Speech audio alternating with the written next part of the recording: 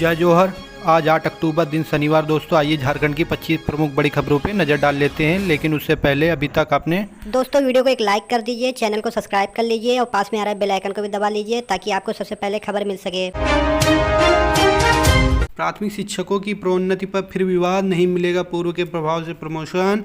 झारखंड प्रगतिशील शिक्षक संघ के प्रदेश महासचिव बलजीत सिंह ने कहा है कि विभाग में पहली बार वर्ष 1993 प्रोन्नति नियमावली में वर्णित प्राविधानों के अंतर्गत नियम सम्मत तरीके से यह दिशा निर्देश जारी किया है और संघ इसका स्वागत करते हुए मांग करता है कि बिना देरी किए इसके आलोक में प्रधानाध्यापक के पदों पे अर्हताधारी योग्य शिक्षकों को शीघ्र प्रोन्नति मिले। बता दें आपको कि प्राथमिक शिक्षकों की प्रोन्नति में फिर विवाद उत्पन्न हो गया है। स्कूली शिक्षा एवं साक्षरता विभाग के सचिव के रवि कुमार ने 5 अक्टूबर को प्राथमिक शिक्षकों की प्रोन्नति को लेकर 22 बिंदुओं में दिशा निर्देश जारी किया तथा जिला शिक्षा अधीक्षकों को इस पे अनुरूप प्रोन्नति देने को कहा गया है। इसमें प्राथमिक शिक्षकों को भूतलक्षी प्रभाव से प्रोन्नति नहीं देने का आदेश दिया गया है। विवाद इसी को लेकर है। भूतलक्षी प्रभाव से प्रोन्नति नहीं देने को लेकर झारखंड उच्च न्यायालय में याचिका दायर करने वाले वर्ष 2015 और 17 में नियुक्त शिक्षकों के संघ झारखंड प्रगतिशील शिक्षक संघ ने जहां इसकी सराहना की है, वहीं इस अवधि में पूर्व नियुक्त शिक्षकों के संघ अखिल झारखंड प्राथमिक शिक्षक संघ ने इसका कड़ा विरोध करते हुए इसे न्यायाधीश की अवमानना बताया है। सीएम हेमंत सोरेन ने केंद्रीय गृह मंत्री के सामने उठाया पीएमए का मुद्दा, एकलव्य मॉडल स्कूल के लिए इस बदलाव की मांग। आपको बता दें कि दिल्ली में केंद्रीय गृह मंत्री अमित शाह की अध्यक्षता में आयोजित बैठक में मुख्यमंत्री हेमंत सोरेन ने कई मुद्दों पर अपनी बात रखी। मुख्यमंत्री ने गृह मंत्री से प्रधानमंत्री आवास योजना से वंचित झारखंड के 8 लाख लाभुकों को उनका हक दिलाने के लिए भी आग्रह किया। उन्होंने कहा कि लगातार अनुरोध के बावजूद ग्रामीण विकास मंत्रालय इस पर सकारात्मक निर्णय नहीं ले रहा है। मुख्यमंत्री ने बैठक में केंद्रीय बलों के सहयोग से उग्रवाद को समाप्त करने के लिए चल रही बहुआयामी कार्य योजना की जानकारी दी। बताया कि केंद्रीय बलों के साथ झारखंड जगुआर और सैट का व्यापक उपयोग किया जा रहा है। सिर्फ वामपंथी नक्सली नेताओं को चिन्हित कर उनके विरुद्ध संयुक्त रूप से विशेष अभियान चलाया जा रहा है। उन्होंने बूढ़ा पहाड़ को नक्सल मुक्त कराने को लेकर अपनी योजना आपकी सरकार और आपके द्वार कार्यक्रम की भी जानकारी दी और कहा कि वे स्वयं बूढ़ा पहाड़ पर जाकर वहाँ के लोगों से मिल रहे थे। वहां की 6 पंचायतों के विकास के लिए कार्य योजना तैयार की गई है। रेलवे की आंतरिक बहाली में 2 साल की बाध्यता खत्म। दक्षिण पूर्व रेलवे में खाली हैं ग्रुप सी के 265 पद। रेलवे में भर्ती नए कर्मचारियों के लिए खुशखबरी है। रेलवे बोर्ड द्वारा शुक्रवार को जारी नए आदेश के तहत विभागीय सभी आंतरिक बहाली में 2 साल की बाध्यता समाप्त कर दी गई है। पात्र रहने पर कर्मचारी जनरल डिपार्टमेंट कोऑपरेटिव एग्जामिनेशन के तहत 25% पदों के लिए होने वाली परीक्षा में शामिल हो सकते हैं। बता दें कि रेलवे में नए भर्ती नए कर्मचारियों के लिए खुशखबरी है। रेलवे बोर्ड द्वारा शुक्रवार को जारी नए आदेश के तहत विभागीय सभी आंतरिक बहाली में 2 साल की बाध्यता समाप्त कर दी गई है। पात्र रहने पर कर्मचारी जनरल डिपार्टमेंट कोऑपरेटिव एग्जामिनेशन के तहत 25% पदों के लिए होने वाली परीक्षा में शामिल हो सकते हैं। रेलवे बोर्ड द्वारा जारी आदेश के अनुसार कहा गया है कि जीडीसीए के तहत ली जाने वाली परीक्षाएं रेलवे रिक्रूटमेंट बोर्ड की तय नियमावली के तहत होगी, जिसमें सभी कर्मचारियों को इनमें मौका दिया जाएगा। ऐसे में 2 साल की बाध्यता को समाप्त कर दिया गया है। रेलवे बोर्ड ने रिक्त पदों पर जल्द से जल्द परीक्षा आयोजित करने के निर्देश दिए हैं। दक्षिण पूर्व रेलवे में नई व्यवस्था के तहत गुड्स गार्ड सहित विभिन्न भागों में 265 पदों पर परीक्षा होनी है। वहीं दूसरी तरफ पुराने कर्मचारी इस बात से नाराज हैं। झारखंड में भी उठने लगी जाति गणना की मांग, नतीजे बन सकते हैं सियासी दलों के गले की फांस। आइए जानते हैं क्या है पूरी खबर।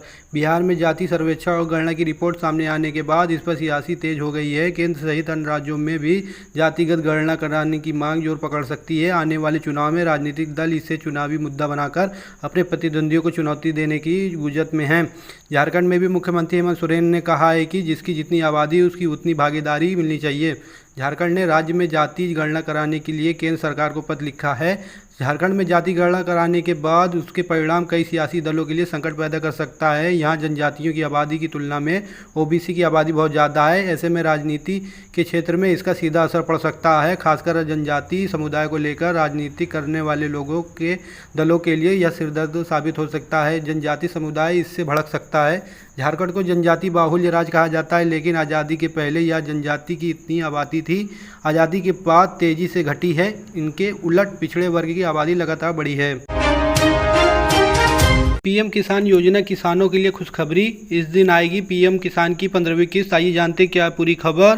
प्रधानमंत्री किसान सम्मान निधि योजना का लाभ उठा रहे किसानों के लिए एक अच्छी खबर सामने आई है। दरअसल सरकार ही जल्द किसानों के खातों में पीएम किसान की 15वीं किस्त की राशि ट्रांसफर करेगी। आपको बता दें कि अब तक किसानों को 14वीं किस्त की राशि यानी 2,000 रुपये प्रदान किया जा चुका है। अब किसानों को 15वीं किस्त का इंतजार है और सरकार ने भी किसानों के बैंक खाते में अगली किस्त भेजने की पूरी तैयारी कर ली है। मिली जानकारी के अनुसार आपको बता दें कि सरकार पीएम किसान की 15वीं किस्त नवंबर या दीपावली के महीने में डायरेक्ट आपके बैंक खाते में भेजने वाली है। पीएम किसान 15वीं किस्त को लेकर पीएम मोदी सरकार ने कुछ संकेत दिए। मिली जानकारी के अनुसार आपको बता दें सरकार 27 नवंबर या दीपावली पर पीएम किसान की 15वीं किस्त डायरेक्ट बेनिफिट ट्रांसफर के जरिए बैंक खाते में भेज सकती है। झारखंड में करीब 350 नवनियुक्त हाईस्कूल अध्यापकों को एक भी रुपया का वेतन नहीं मिला है। इन सभी अध्यापकों को मई माह में नियुक्ति पत्र सौंप दिए गए थे। तब से लेकर अब तक वे बिना वेतन के काम करने को मजबूर हैं। इसके पीछे का कारण सर्टिफिकेट वेरिफिकेशन बताया जा रहा है। आपको बता दें कि एक तरफ राज्य सरकार नवचयनित 820 हाईस्कूल अध्यापकों के नियुक्ति पत्र वितरण कार्यक्रम में तैयारी में जुटी है। दूसरी ओर मई में नियुक्ति पत्र मिलने के बाद राज्य के सरकारी हाई स्कूल में कार्यरत करीब 350 अध्यापकों को एक भी पैसा नहीं मिला है। इन नवनियुक्त अध्यापकों के लंबित वेतन के पीछे कारण सर्टिफिकेट वेरिफिकेशन पूरा नहीं होना बताया जा रहा है। इधर वेतन के अभाव में किसी तरह काम चला रहे शिक्षकों का मानना है कि विभिन्न बोर्ड द्वारा सर्टिफिकेट वेरिफिकेशन में हो रही अनावश्यक देरी में लगता है कि त्यौहार भी फीका रहेगा। जिला स्कूल रांची में नियुक्त 3 शिक्षकों ने अपनी समस्या बताते हुए कहा कि हम भी ऐसे अध्यापक हैं जो पहले कहीं और कार्यरत थे। अध्यापन से जुड़ा होने के कारण यहाँ ज्वाइन किया, लेकिन यह नहीं पता था कि सैलरी मिलने में इतना समय लगेगा। विद्यालय के प्रभारी प्रधानाध्यापक महेंद्र प्रसाद का कहना है कि इन शिक्षकों की आर्थिक स्थिति काफ़ी खराब हो गई है। उन्होंने जो भी पूंजी बचाई थी वह खर्च हो चुकी है। अब त्यौहार का समय है तो दिक्कत होना स्वाभाविक है। नक्सलियों पर नकेल कसने का किया वायदा, बोकारो एसपी पहुंचे झुमरा, घेराबंदी की बनाई रणनीति। बोकारो में नक्सलियों के सक्रिय होने की सूचना पर जिला पुलिस अलर्ट हो चुकी है। Bokaro SP Priyadarshi Alok Kumar Jhumra CRPF camp पहुंचकर जानकारी ली। 7 नक्सलियों की घेराबंदी करने को लेकर रणनीति तैयार की। बता दें आपको जिले में वर्तमान समय में नक्सलियों की एक दस्ता अपने 6-7 साथियों सहभागियों के साथ इलाके में सक्रिय है। इसे लेकर बोकारो एसपी आलोक ने नक्सल प्रभावित क्षेत्र झुमरा पहाड़ और उसके आसपास के क्षेत्रों को दौरा कर नक्सलियों पर नकेल कसने के लिए ठोस रणनीति बनाई है। इसे लेकर झुमरा पहाड़ स्थित सीआरपीएफ कैंप पहुंचकर नक्सलियों की घेराबंदी करने को लेकर रणनीति तैयार की गई। बोकारो एसपी आलोक ने बताया कि वर्तमान समय में जिले का एक दस्ता सक्रिय है जिसमें नक्सलियों की संख्या 6 से 7 बताई जा रही है। जब भी कोई सूचना मिलती है तो उनको सत्यापित करने के लिए इलाके में सर्च अभियान चलाया जाता है। उसी के तहत इलाके में अभियान चलाया जा रहा है। एसपी ने बताया कि नक्सली कमांडर मिथिलेश के आत्मसमर्पण के बाद नक्सलियों की कमर पूरी तरह से टूट चुकी है। बोकारो से नक्सलियों की पूरी तरह खदेड़ दिया जाएगा। आने वाले समय में बोकारो जिला उग्रवाद और नक्सलवाद से मुक्त क्षेत्र बन जाएगा।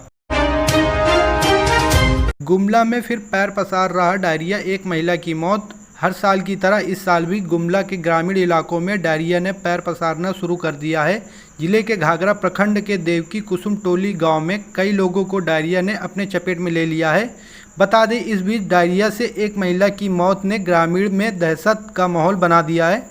देवकी कुसुम टोली गांव में 1.5 साल के बच्चे समेत अभी तक 16 ग्रामीण डायरिया के पीड़ित हैं। बीमारी धीरे धीरे ग्रामीणों को अपनी चपेट में ले रही है। इसकी सबसे बड़ी वजह इलाके में साफ पानी का इंतजाम न होना। दरअसल आज तक इस गांव में लोगों को साफ पानी नसीब नहीं हुआ है। इसके चलते लोग कई तरह की बीमारियों का शिकार होते जाते हैं। फिलहाल यहाँ के लोग डायरिया का प्रकोप झेल रहे हैं। ऊटी अब तक सूखाग्रस्त जिला घोषित नहीं हो रहा, फसल राहत योजना का निबंधन। झारखंड सरकार ने घोषणा की है कि फसल राहत योजना में किसानों को प्रति एकड़ 4-4 हज़ार रुपये मिलेगा। इसके लिए किसान प्रज्ञा केंद्र में जाकर आवेदन देकर निबंधन करा रहे हैं।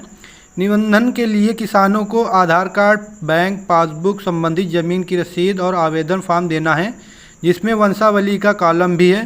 भरने के बाद मुखिया या ग्राम पंचायत सदस्य अनुशंसा कराकर प्रज्ञा केंद्र में जाकर निबंधन कराना पड़ रहा है। इसके लिए किसान पंचायत सचिवालय पर प्रज्ञा केंद्र में पहुंच रहे हैं। हालांकि जिले भर में अब तक कितने किसानों के द्वारा फसल राहत योजना का लाभ प्राप्त करने के लिए आवेदन ऑनलाइन भरा गया है, इसकी जानकारी नहीं मिल पा रही है। इधर डीसी लोकेश मिश्रा ने बताया कि खूंटी को अब तक सूखाग्रस्त जिला घोषित करने से संबंधित सरकार का कोई भी पत्र जिला प्रशासन को प्राप्त नहीं हुआ है। जिला कृषि पदाधिकारी संतोष लकड़ा ने कहा है कि इस संबंध में उन्हें विशेष जानकारी नहीं है। हाँ, आवेदन भरे जा रहे हैं। सरकार जब कृषि विभाग को राशि भेजती है तो उसे किसान तक डीबीटी के माध्यम से कृषि विभाग भेजने का काम करती है, लेकिन अब तक उनके पास इससे संबंधित आंकड़ा या आदेश प्राप्त नहीं है। हालांकि इस वर्ष खूंटी जिले में धान की खेती